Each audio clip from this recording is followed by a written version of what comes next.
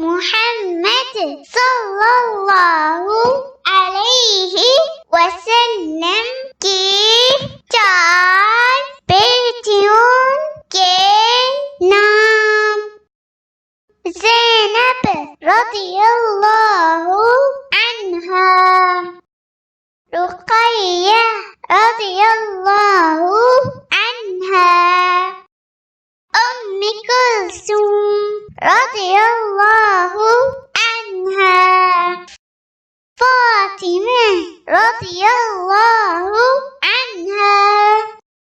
4 daughters of Muhammad sallallahu alayhi wa sallam: Zainab radiyallahu anha, Ruqayya radiyallahu anha, Umm Kulthum radiyallahu anha, Fatima radiyallahu anha.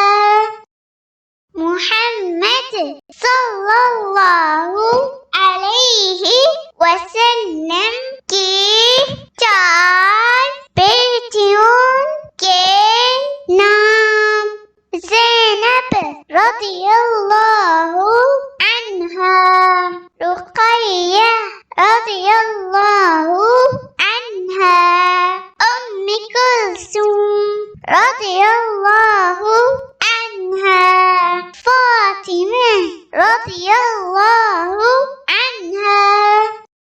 4 daughters of Muhammad sallallahu alayhi wa sallam: Zainab radiyallahu anha, Ruqayya radiyallahu anha, Umm Kulthum radiyallahu anha, Fatima radiyallahu